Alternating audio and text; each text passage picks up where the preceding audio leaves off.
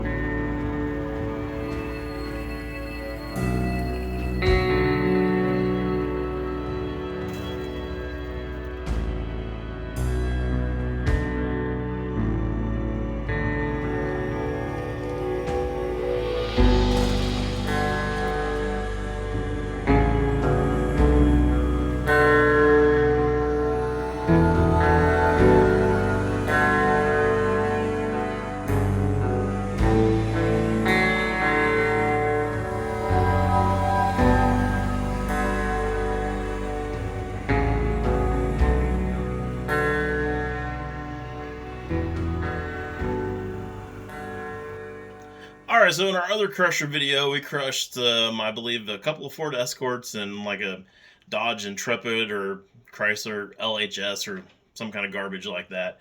And I could not believe how many people are saying that they needed parts off of those, which I can't even believe any of those are still on the road. But okay, sorry for your luck if you have one of those and it's on the road. I mean, not trying to talk shit on anybody, but man, I just didn't think any of those even actually still ran. So, anyways, there's that. But there was also people saying that why are we crushing perfectly good cars? And I guess just for the simple fact that they still had tires and wheels on them, which did get pulled off before it got sent to scrap. People just assumed that they ran and drove or something. I don't know. Like, today's market, we would just crush running and driving vehicles because, that makes perfectly good logical sense. So, anyways, I wanted to give you guys kind of a little walk around since I couldn't give you a walk around of those before since they're crushed now. I'll give you guys a walk around of the couple that we just crushed, and you can kind of see for yourself how jacked up they are and the reason why we're crushing them so that we can just kind of get that off the table here that we're not crushing perfectly good vehicles.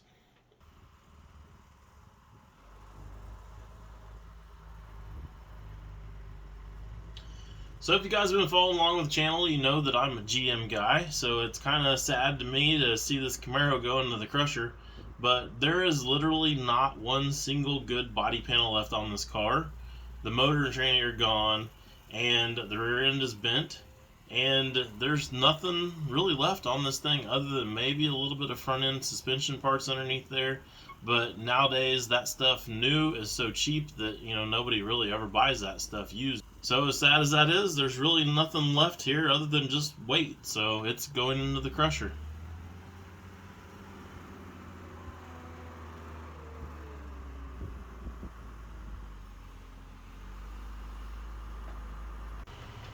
And the Jeep kind of bothers me a little bit too because it is a two-door Jeep, and I am an off-road guy. I like going and doing off-road stuff, and even though I talk shit on Jeeps, these little Jeeps right here actually get around pretty good, and they're really surprisingly capable.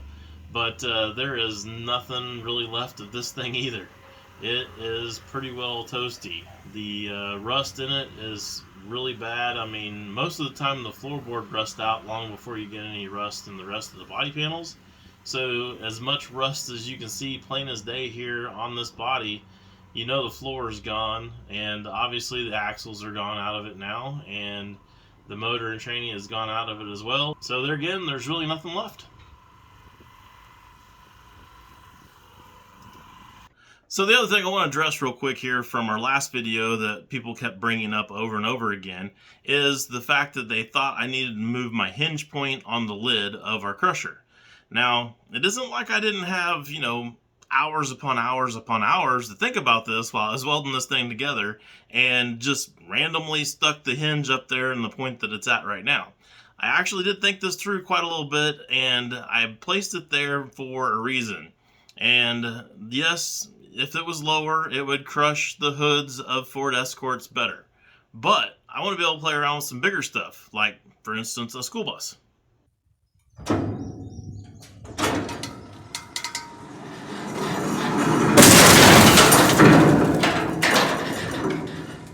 So I gotta say, I'm pretty impressed with how well the school bus actually held up. It's a pretty stout little unit, really. It kind of sucks that it hangs out past the lid of the crusher there a little bit, so Terry just went ahead and took the forks and kind of pushed it in on top of itself. And I think we're going to try to go ahead and give this a second whack. That was a suggestion that you guys had in the comments of our last video, is what happens if we hit them a couple of times. And we're going to find out here on this bus. It definitely needs a couple more whacks. Look at how strong this thing is. That loader is over 30,000 pounds, and it's just picking the front end of it up right off the ground, not even thinking about it, and it's not crushing ends.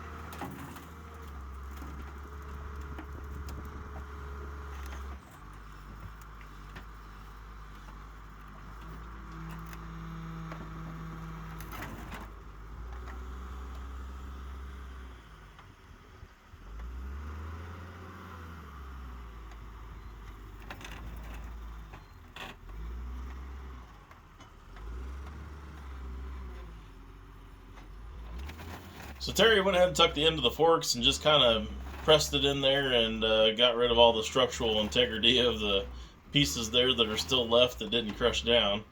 And yeah, we'll go ahead and give this thing a second whack here and see how much farther it'll go.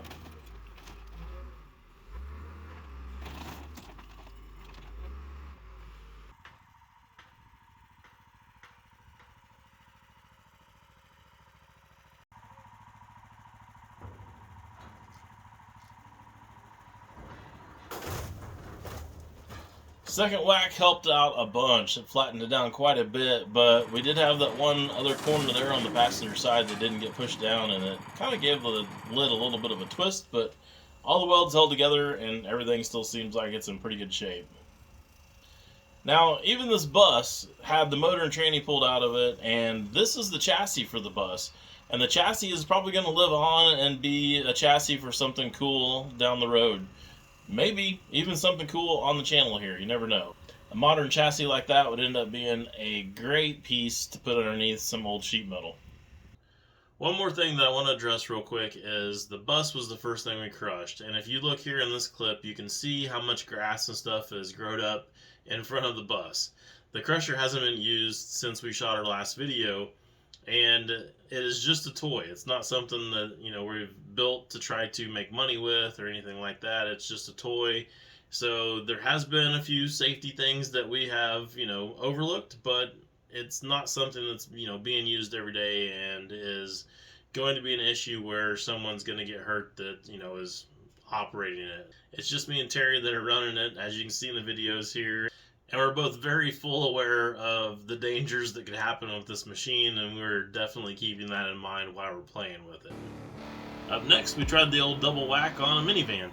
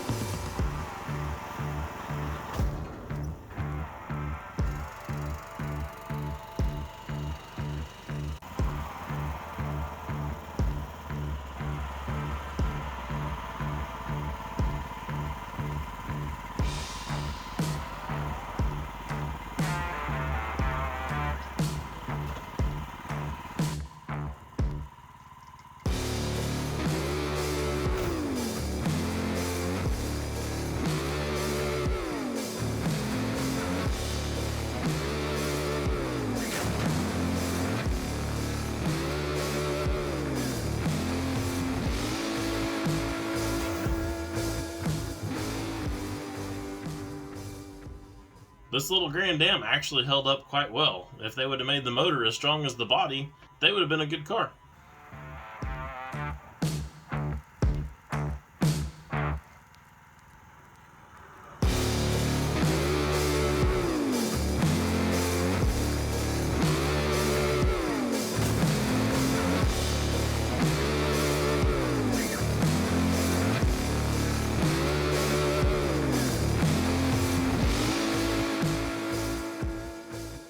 So one of the other comments that everybody kept saying in the last video was to stick a couple of cars in there at once and crush them together. So we gave that a shot next.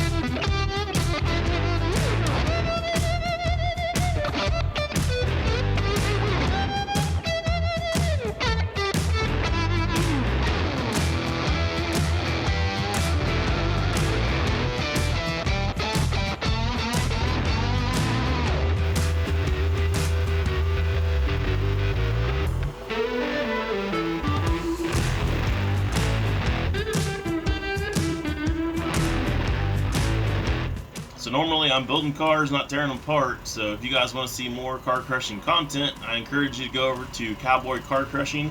He's got a channel over on YouTube, and he is crushing cars all the time and posting multiple videos a week. So Cowboy Car Crushing, check him out.